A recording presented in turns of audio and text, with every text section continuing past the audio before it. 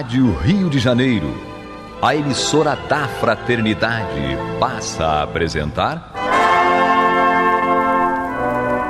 Luz na Penumbra, programa que leva ao seu coração a mensagem da doutrina espírita.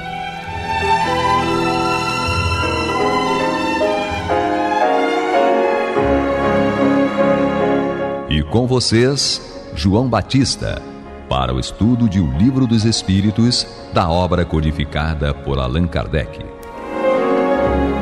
Papai do Céu nos guarde, nos abençoe. Louvado seja nosso Senhor Jesus Cristo. E que possamos fazer do tempo esta dádiva que a todos nós é dada de maneira igual. Um recurso a mais para que a nossa caminhada seja cada dia mais firme e consistente, mas na conquista dos valores espirituais que os levarão à verdadeira felicidade. Hoje temos o estudo de apenas uma pergunta. Temos aqui conosco Adalberto. Que a paz esteja conosco, e é sempre bom nós lembrarmos dos bons poetas, dos grandes poetas e dos bons educadores, né? Uhum. E na condição de educador ainda, né, o professor Rivaio nos diz com muita propriedade: é pela educação, mais do que pela instrução, que se transformará a humanidade. Muita paz. Muito bem colocado. E Guilhermina? Que bom estarmos juntos, vamos estudar, vamos aprender e vamos pôr em prática aquilo que aprendemos hoje. E vamos nos educar? Vamos nos educar, claro. Uhum. Então, Guilhermina abre o nosso programa de hoje. Nós temos uma pergunta, que é uma pergunta cuja resposta é longa e dá uma boa conversa. A pergunta 162. Após a decapitação, por exemplo, o homem conserva por alguns instantes a consciência de si mesmo? Vamos nos lembrar que na época de Kardec, isso eram fatos relativamente comuns. Era prática comum. Prática, né? Comum. Da execução da pena de morte, França. Exatamente, na França se usava muito. Então, ele perguntou: após a decapitação, por exemplo, o homem conserva por alguns instantes a consciência de si mesmo, lembrando o que é a decapitação. A decapitação é o corte abrupto da cabeça. A separação da cabeça do corpo. Na topografia do pescoço. Na topografia do pescoço. E na época da... Tinha guilhotina, né? Na época da Revolução Francesa, uhum, houve um sujeito, era um médico, nosso colega de profissão, chamado senhor Dr. Guillotin, uhum, que ele queria fazer uma forma mais breve de fazer a decapitação e com o mínimo de sofrimento, uhum, para aqueles que eram executados. uhum. A decapitação não é um fenômeno, não um fato recente. Não, sempre existiu. A história prova isso. Só que o instrumento utilizado, que é mais comumente o machado, uhum, ou a espada, dependendo do indivíduo que utilizava essa arma e dependendo da contratura muscular do pescoço da vítima, uhum, houve uma execução que foi extremamente cruel de uma ex-rainha da Escócia, Maria Stuart, em que o Carrasco teve que dar mais de 6 golpes para poder conseguir decapitá-la. Não foi eu não, né? Não foi eu não, né? Não sei não. Mas pode ser que tenha sido, né, João? Sei lá. O que você fazia por lá no início do século XVII? Eu estava na Boemia, com certeza. Então não fui eu, não. Não sei. Então, a pergunta é, agora que já explicamos o que seria a decapitação, na época era uma coisa corriqueira. Após a decapitação, por exemplo, o homem conserva por alguns instantes a consciência de si mesmo, aí os espíritos respondem. Muitas vezes a conserva durante alguns minutos, até que a vida orgânica se tenha extinguido completamente. Mas também, quase sempre, o temor da morte lhe faz perder aquela consciência antes do momento do suplício. Porque, como era uma coisa muitas aspas, organizada, prevista, era um ato público, na maioria das vezes, então, tanto o público como o supliciado sabia do que ia acontecer. Então, Kardec nos coloca. Muitas das vezes, a vítima conserva durante alguns minutos até que a vida orgânica se tenha extinguido completamente, com a separação abrupta da cabeça, do pescoço, da cabeça, do corpo, a exsanguinidade é imediata e o coração para. Então, ele coloca que até que a vida orgânica se tenha extinguido completamente. Porém, também, quase sempre o temor da morte faz perder aquela consciência antes do pai. Às vezes a pessoa desmaia, às vezes a pessoa sai do ar. O medo, o pânico, a situação de horror pode fazer com que a pessoa saia do ar, e então ela não tenha aquela consciência da decapitação propriamente dita. Aí vem a explicação dos espíritos, né? Trata-se aqui da consciência que o supliciado pode ter de si mesmo como homem e por intermédio dos órgãos, e não como espírito. Se não perdeu essa consciência antes do suplício, pode conservá-la por alguns instantes, mas duração muito curta, e que cessa necessariamente com a vida orgânica do cérebro, o que não quer dizer que o perispírito esteja inteiramente separado do corpo. Óbvio, não é tão instantâneo assim. Mas, ao contrário, em que todos os casos de morte violenta, quando esta não se deve à extinção gradual das forças vitais, os laços que unem o corpo ao perispírito são mais tenazes e o desprendimento complexo é mais lento. Ou seja, nesse caso especificamente da decapitação, que era um processo, que era uma coisa que tanto o supliciado quanto o algoz esperavam, era uma coisa marcada, era uma coisa sabida. Então, ele coloca aqui, a consciência do supliciado pode ter de si mesmo como homem por intermédio dos órgãos e não como... Ele sabia disso. O supliciado sabia do que acontecia. Então, pode acontecer que exatamente pela consciência ele desligasse, perdesse a consciência. É interessante que acreditava-se, ou o supliciado acredita, ou acreditava, na situação que ainda hoje perdura, né? Morreu, acabou. Sim, sim. Exatamente, essa circunstância de que, e o medo, o pânico, a morte ao fim de tudo, acabou e tal.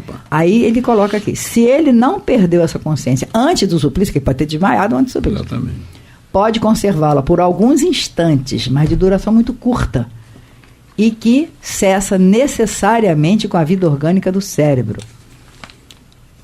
O que não quer dizer que o perispírito esteja inteiramente separado do corpo. O perispírito pode estar se separando do corpo, mas a consciência dele, enquanto espírito, está fora. Por todos esses processos. Há um detalhezinho que o Adalberto quer mostrar. Está no Consolador, né? Como é curta, eu acho interessante na íntegra, até para engrandecer a resposta, o comentário de Kardec, a questão 152 da obra O Consolador, psicografia de Chico Xavier. É perguntado ao professor Emmanuel: a morte violenta proporciona aos desencarnados sensações diversas da chamada morte natural? Responde Emmanuel: a desencarnação por acidentes, aos casos fulminantes de despreendimento, proporcionam sensações muito dolorosas à alma desencarnada, em vista da situação de surpresa ante os acontecimentos supremos e irremediáveis. Quase sempre em tais circunstâncias a criatura não se encontra devidamente preparada e o imprevisto da situação lhe traz emoções amargas terríveis. Entretanto, essas surpresas tristes não se verificam com as almas no caso das enfermidades dolorosas e prolongadas, em que o coração e o raciocínio se tocam das luzes das meditações sadias, observando as ilusões e os prejuízos do excesso apego à terra, sendo justo considerarmos a utilidade e a necessidade das dores físicas nesse particular, porquanto somente com o seu concurso precioso pode o homem alijar o fardo de suas impressões nocivas do mundo para penetrar tranquilamente os umbrais da vida do infinito. Então, a morte violenta, mesmo que seja por acidente ou a decapitação, não deixa de ser uma morte, né, também violenta. Sim. Guardada das proporções. Aí a gente vai entrar no merecimento. É sempre uma coisa. É interessante que, por exemplo, um fenômeno muito comum ocorrido em batalha, eu não me lembro exatamente qual foi a obra que eu li, mas é uma obra de um autor de peso, em que ele relatava que a observação de diversos espíritos socorristas, tá? O indivíduo fazia uma carga de baioneta durante uma batalha e, lógico, muitas vezes morria baleado, então o adversário plantava uma baioneta no chão e o sujeito tinha-se morto instantaneamente, né? E aí, o que é interessante que foi observado é que essas mortes violentas, assim, dessa maneira, o corpo ficava no meio do caminho. O sujeito continuava correndo, como se estivesse continuando a sua carga. Exatamente. Tá? Quantos desses não aparecem à mesa mediúnica, muito, né? Exatamente. Ainda ensanguentados, ainda fardados, plantando com baioneta na mão. E o mais importante, tendo a certeza, e aí no caso a gente não pode tirar essa certeza, porque esse espírito tem a certeza que está lutando por uma causa justa. Eu não vou discutir se uma guerra é justa ou não, tá? Que costuma se dizer, existe um fato que é verdadeiro, tá? A primeira vítima de uma guerra é a verdade. Quando você começa uma guerra, quem morre primeiro é a verdade, porque cada um dos beligerantes de cada lado vai contar uma história diferente.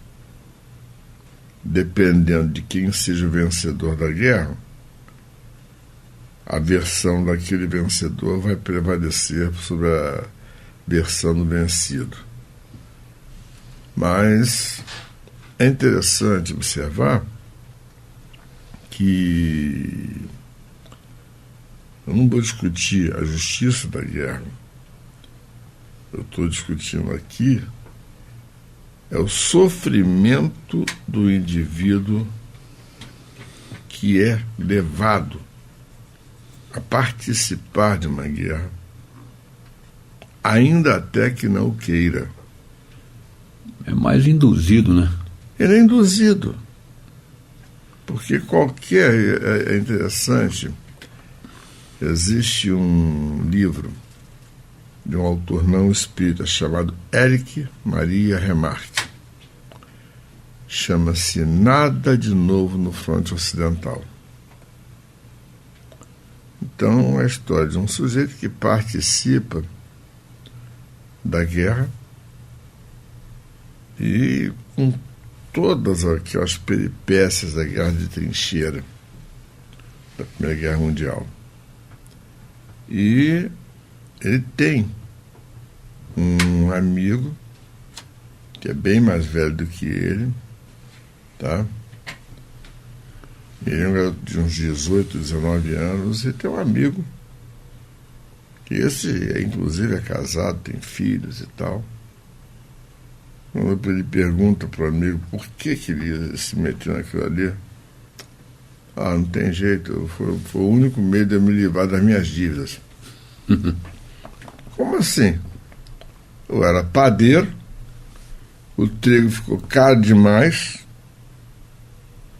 eu tive que fazer algumas manobras de misturar outros tipos de farinha, os meus clientes pararam de comprar. Se você não tem como vender, você vai à falência. Cresce igual rabo de cavalo. Simples. Então,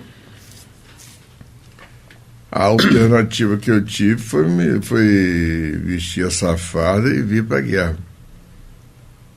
Bem, e foi. Você está ouvindo pela Rádio Rio de Janeiro o programa Luz na Penumbra, com estudo de O Livro dos Espíritos, na apresentação de João Batista. E aí então, esse soldado, que é mais velho do que todos os outros, tem uns 10, 15 anos a mais, ele se torna uma espécie de protetor de todos os outros. Tudo bem. Até que num determinado dia, o amigo percebe que ele está ferido. Ele está com dificuldade de andar dentro da trincheira. Vou te levar no posto para poder ser socorrido, não sei o que, tal. Bota ele nas costas e vai. Onde ele encontra um posto de atendimento e o médico diz para ele: para que você andou esse pedaço todo da trincheira até aqui? Por quê? O ferimento é só aí na perna. Não. Acertar a cabeça dele no percurso. Ele nem percebeu que o amigo dele tinha desencarnado. E exatamente isso. O Nada Novo no Fronte, exatamente no dia em que a guerra acaba, tá? Que não existe nada de novo no fronte, não existe nenhuma notícia. É dada notícia apenas da morte daquele jovem na guarda da trincheira. Alguém conseguiu acertá-lo, tá? E quem constata que ele está morto olha e vê que o rosto dele guarda uma serenidade enorme. Porque em 4 anos ele tinha passado de um menino para uma condição de um jovem. Só que o menino era cheio de esperanças. O jovem era um ferido pela guerra. É isso aí. Eu queria fazer um comentário ainda sobre a pergunta que nós estamos estudando. Se após a decapitação, por exemplo, o homem conserva por alguns instantes a consciência de si mesmo. No finalzinho do comentário, os espíritos falam o seguinte: trata-se aqui da consciência que o supliciado poderia ter de si mesmo, como homem, por intermédio dos órgãos, não como espírito. Se não perdeu essa consciência, antes do suplício, pode conservá-la por alguns instantes, mas de duração muito curta, e que cessa necessariamente com a vida orgânica do cérebro, o que não quer dizer que o perispírito seja inteiramente separado do corpo. Nós já discutimos sobre isso. Aí tem o finalzinho do comentário. Ao contrário, em todos os casos de morte violenta, quando a morte violenta, não se deve à extinção gradual das forças vitais, ou seja, a morte súbita, como a decapitação, por exemplo, ou como algum trauma muito rápido. Trauma de batalha. Trauma de batalhas, de guerras você tem. Então, quando esta morte não se deve à extensão gradual, o que é a extensão gradual das forças vitais? É algum ferimento, alguma doença que vai gradativamente extinguindo as forças vitais. Então, nos casos de morte súbita mesmo, os laços que unem ao corpo, ao perispírito, são mais tenazes, ou seja, são mais fortes, são mais resistentes. E o desprendimento completo é mais lento. E faz todo sentido. Por quê?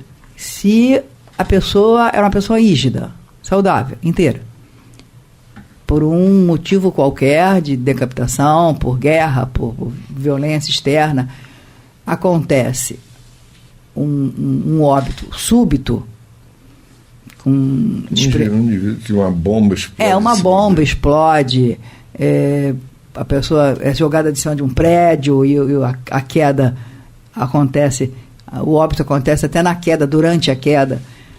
E os laços que unem o corpo ao espírito são mais fortes. Então ainda leva um tempinho para que o desprendimento do perispírito, do espírito ao corpo, se torna mais lento, porque é uma coisa súbita. Há um tempo hábil, não se sabe quanto tempo, mas existe um tempo hábil entre o afastamento do espírito e o óbito totalmente. É claro que a gente não pode esquecer nunca que nada disso é solto. Os nossos espíritos companheiros sempre estarão prontos a receber, a ajudar, a participar desse desprendimento. Nunca ninguém vai estar totalmente só nesse processo. Há toda uma cúpula espiritual que, se não tem como intervir nas causas, porque as causas dependem do livre-arbítrio das pessoas que estão envolvidas na coisa, isso é uma outra história, mas a espiritualidade está ali para oferecer o suporte, o socorro, da medida da necessidade daquele que está indo. O fato real é que a única condição em que o indivíduo desencarna subitamente, digamos assim, totalmente só, é no caso do suicídio. Não porque não existe ninguém ali tentando inspirar a fazer algo ao contrário. É exatamente porque ele já se isolou em sua convicção de cometer aquele ato. E eu não assisti nenhum óbito por suicídio. Eu fui noticiado de um óbito de uma paciente minha por suicídio, em que ela inclusive até ritualizou o processo. Ela se vestiu maravilhosamente, paramentou-se e foi para a beira do mar com um ramalhete de flores.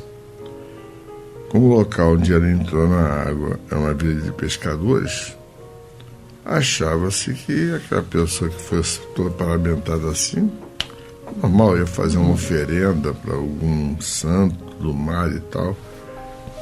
Tudo bem. Mas a senhora foi e não voltou.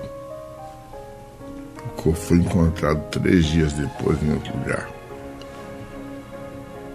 E sabe aquela coisa que te marca o resto da vida? Você chega à conclusão de que estudar a doutrina é muito bom. Tá bom nisso. Porque te bota para refletir. Não tem jeito. Isso faz parte de nós. Espero sinceramente que todos nós tenhamos nessas histórias, nesses relatos, nessas perguntas, a convicção de preservar a vida física o máximo possível dentro daquilo que o Papai do Céu comanda e, acima de tudo, ter a certeza de que ninguém vai antes da hora. E que Papai do Céu nos guarde, nos abençoe. Que louvado seja nosso Senhor Jesus Cristo e que possamos ter a certeza de que o tempo é a grande dádiva que recebemos de Deus e, acima de tudo, temos que aproveitá-lo para fazer da nossa vida física um processo de modificação contínua no processo da conquista da felicidade. E não conquistaremos a felicidade sem fazer o bem ao nosso semelhante. Graças a Deus. Graças a Deus. Você está ouvindo o programa Luz na Penumbra.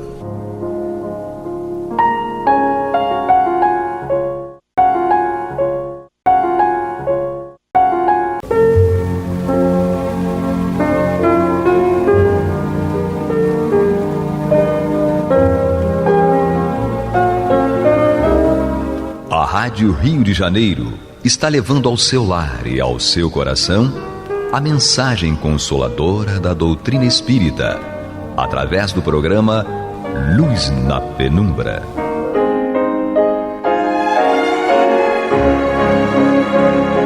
E com vocês, Antônio de Pádua Barbosa, para comentar o Evangelho segundo o Espiritismo, da obra codificada por Allan Kardec. Olá, meus amigos, muito boa noite. Estamos aqui de volta ao programa Luz na Penumbra, no qual nós vamos estudar o Evangelho segundo o Espiritismo de Allan Kardec. Nós estamos ainda aqui na sua introdução e hoje vamos dar início à terceira parte, Notícias Históricas, na qual Allan Kardec vai nos pôr a par de alguns termos e algumas, assim, não digo profissões, mas algum tipo de atividade que as pessoas praticavam na época, e volta e meia surge nos textos do Evangelho referência a essas pessoas, né? Então nós vamos ver aqui o que ele nos traz, que muitas dessas atividades hoje já não existem mais, então elas não fazem parte do nosso vocabulário do dia a dia. Então vamos ver aqui como ele começa. Para bem se compreenderem certas passagens dos evangelhos, é necessário que se conheça o valor de várias palavras neles frequentemente empregadas e que caracterizam o estado dos comuns e da sociedade judia naquela época. Já não tendo para nós o mesmo sentido, essas palavras muitas vezes têm sido mal interpretadas, causando isso uma espécie de incerteza. A compreensão de seu significado explica, além disso, o verdadeiro sentido de certas máximas que, à primeira vista, parecem singulares. Muitas vezes Jesus cita em alguma parábola ou comenta com aqueles seguidores algo referindo-se aos samaritanos, aos fariseus, aos publicanos. E a gente tem que saber quem eram esses personagens para a gente entender de que se trata, a referência que nós temos que ter para entender o sentido do ensinamento de Jesus. Então, o primeiro desses são os samaritanos. Então, explica aqui Allan Kardec. Após o cisma das 10 tribos, a Samaria tornou-se a capital do reino dissidente de Israel. Porque, numa certa época na história dos hebreus, eles eram 12 tribos. 2 dessas tribos se rebelaram e resolveram se separar das outras e montaram um estado independente, cuja capital foi na cidade de Samaria. Destruída e reconstruída várias vezes, ela foi, sob o domínio romano, a sede administrativa da Samaria, uma das 4 divisões da Palestina. Herodes, chamado o Grande, a embelezou com suntuosos monumentos e, para lisonjear Augusto, deu-lhe o nome de Augusta, e em grego Sebaste. Os samaritanos estiveram quase sempre em guerra com os reis de Judá. Judá seria a outra parte, os hebreus, as outras 10 tribos. A versão profunda, datando da época da separação, perpetuou-se entre os 2 povos que evitavam todas as relações recíprocas. Os samaritanos, para tornarem mais profunda a cisão e não terem de vir a Jerusalém pela celebração das festas religiosas, construíram para si um templo particular e adotaram algumas reformas. Somente admitiam o Pentateuco, que continha a lei de Moisés, e rejeitavam todos os outros livros que a esses foram depois anexados. Seus livros sagrados eram escritos em caracteres hebraicos da mais alta antiguidade. Aos olhos dos judeus ortodoxos, eles eram heréticos e, portanto, desprezados, anatematizados e perseguidos. O antagonismo das 2 nações tinha, pois, por único princípio a divergência das opiniões religiosas, embora suas crenças tivessem a mesma origem. Eram como se fossem os protestantes de hoje em dia. Os protestantes não vieram de uma separação da religião católica feita por Lutero. Então, se separaram, não concordaram com algumas coisas, resolveram se separar e formar sua própria religião. É a mesma coisa os samaritanos, eles se separaram do povo hebreu e passaram a adorar Deus de uma forma um pouco diferente, seguindo outras tradições. Não aceitavam todo o ensinamento dos profetas que há na Bíblia. Ficavam só com a lei, que são os 5 livros da Torá, o conhecido como Pentateuco. Só admitiam aquilo. Não admitiam os outros profetas como Isaías, como Jeremias, nada disso. Só admitiam o ensinamento ali. E isso causava problema, discussões intermináveis com os judeus. Ainda hoje se encontram os samaritanos em algumas regiões do Mediterrâneo Oriental, particularmente em Nablus e em Jaffa. Observam a lei de Moisés com mais rigor que os outros judeus e só se casam entre si. Então, realmente existem ainda algumas facções religiosas dentre os hebreus que admitem só o casamento entre eles mesmos, e dentre eles estão os samaritanos. Realmente hoje são muito poucos. A cidade de Samaria, eu acredito eu que nem exista mais, nem com esse nome. Talvez, não sei, não posso afirmar, mas talvez você tenha lá ainda algumas ruínas que caracterizam o que foi a cidade. Mas na época havia muita distensão. E como naquela época o povo hebreu era muito preconceituoso e tinha muita dificuldade de lidar com os estrangeiros, chamados de gentios, não só os samaritanos, mas todos aqueles em volta, gregos, romanos, persas, todos eles tinham diferença, se achavam superiores a todos. Então criaram essa divergência também com os samaritanos, apesar de que eles também eram hebreus, né? Todos descendentes de Abraão. O outro termo que é muito usado aqui, outros personagens, são os nazarenos. Nome dado na antiga lei aos judeus que faziam o voto, ou perpétuo ou temporário, de guardar a perfeita pureza. Eles se comprometiam em observar a castidade, abster-se de bebidas alcoólicas e conservar a cabeleira. Sansão, Samuel e João Batista eram nazarenos. Mais tarde, os judeus deram esse nome aos primeiros cristãos por alusão a Jesus de Nazaré. Esse também foi o nome de uma seita herética dos primeiros séculos da era cristã, a qual, do mesmo modo que os ebionitas, de quem adotava certos princípios, misturava as práticas mosaicas com os dogmas cristãos. Esta seita desapareceu no século IV. Então, nós vemos aqui que os nazarenos, além de, podemos chamar quem nasceu em Nazaré de nazareno, como é o caso do Cristo, havia também esse grupo chamado de nazarenos, mas não por ter nascido em Nazaré, mas porque adotavam essas características aqui de castidade, de abster-se de bebidas alcoólicas e conservar uma cabeleira. Vocês veem, o protótipo disso era o próprio João Batista, né, que a gente sabe mais ou menos como foi a sua vida. Sansão, famoso pela cabeleira, né? E Samuel também eram nazarenos. Depois disso nós temos os publicanos. Esses, então, volta e meia, tem referência deles nos evangelhos. Assim eram chamados na antiga Roma os cavaleiros arrendatários das taxas públicas, encarregados da cobrança dos impostos e das rendas de toda a natureza, quer na própria Roma, quer nas outras partes do Império. Assemelhavam-se aos arrendatários gerais e arrematadores de taxas do antigo regime da França e que ainda existem em algumas regiões. Exatamente. Hoje em dia, por exemplo, aqui no Brasil, não há isso. Quem se incumbe de cobrar as taxas e impostos é o governo central, é o executivo, seja no município, seja no estado, seja no federal.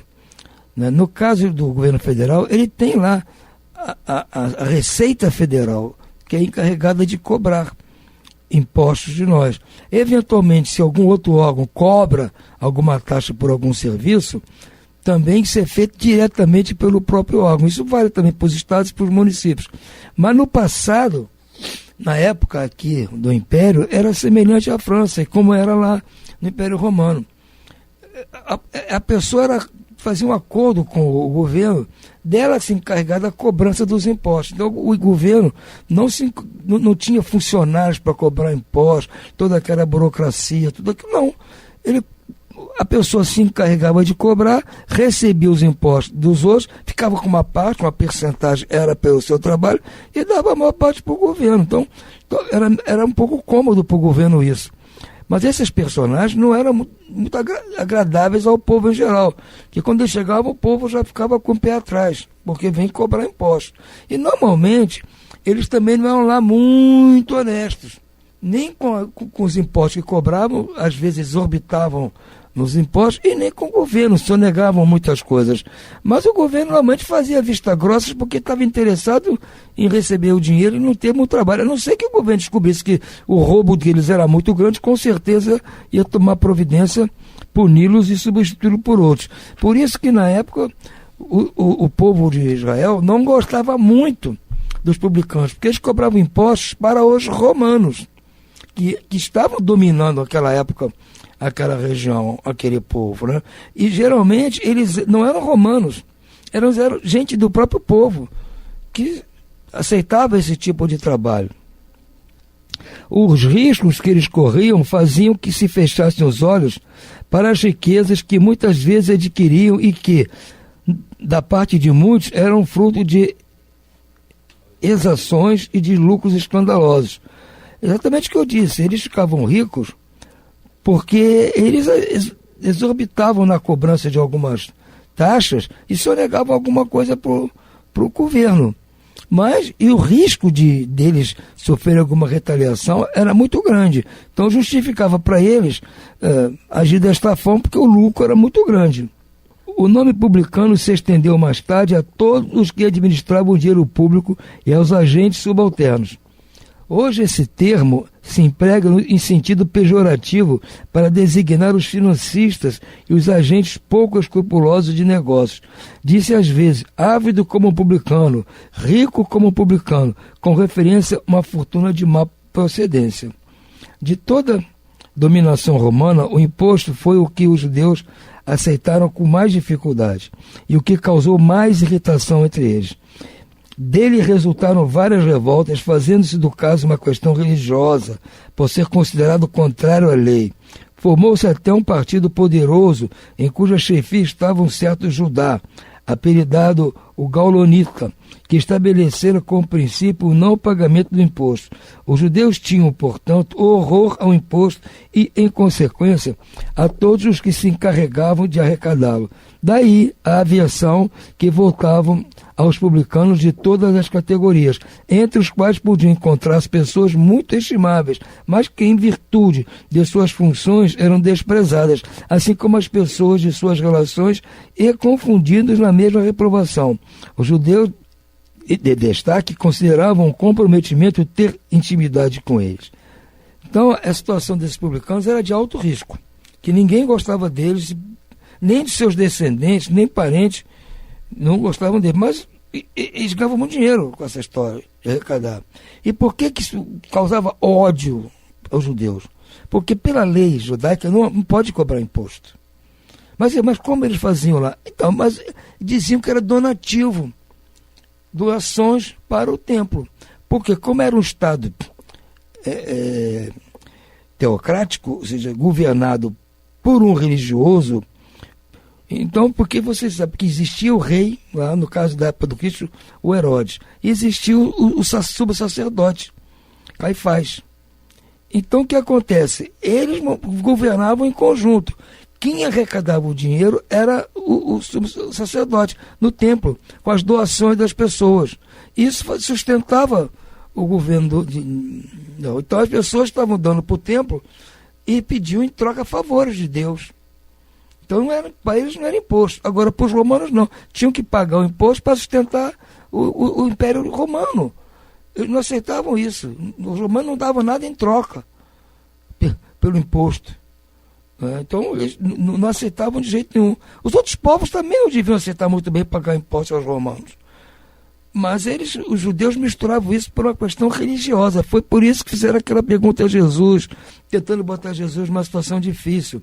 Jesus achava lícito pagar imposto aos romanos.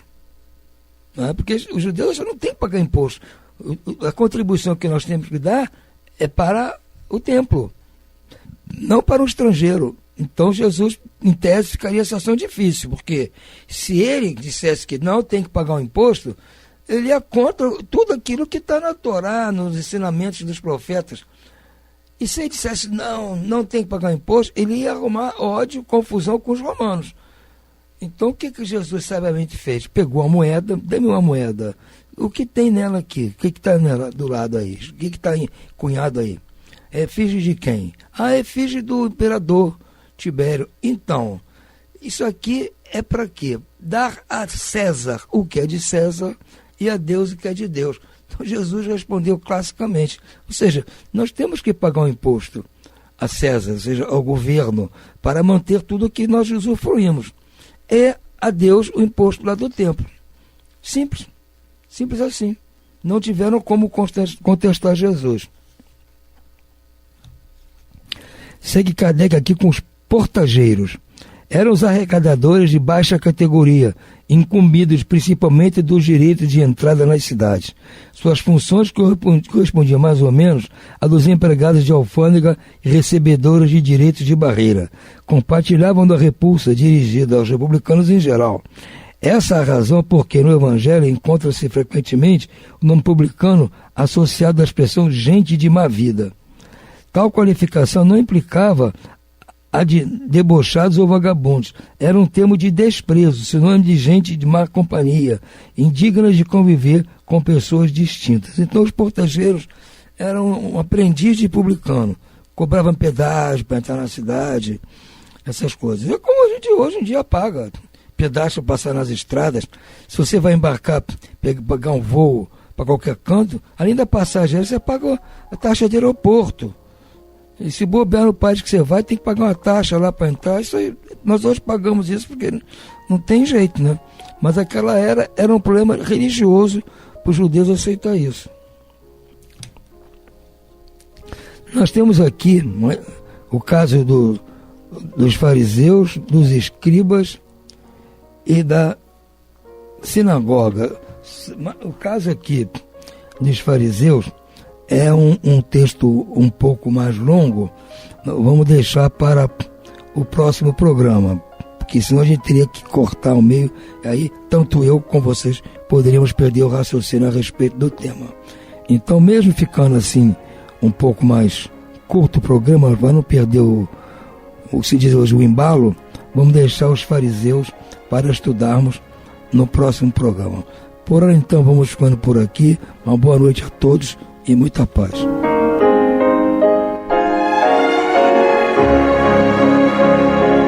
E vamos ouvir agora a prece de encerramento de nosso programa, na voz de Geraldo de Aquino.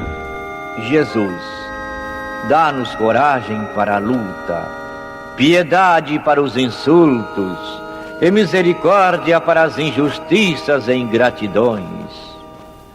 Limpa nossa alma de inveja e ambições mesquinhas, de ódio e de vingança o nosso caminho.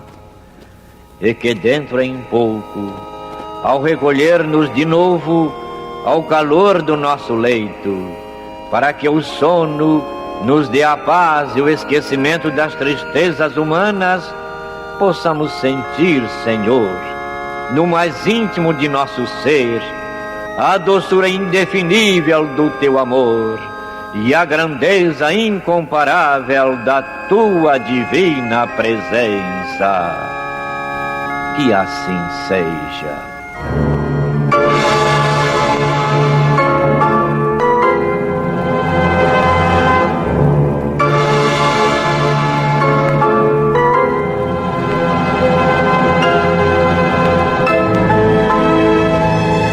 Acabamos de apresentar o programa Luz na Penumbra, que voltará a ser apresentado amanhã às 21 horas nesta emissora.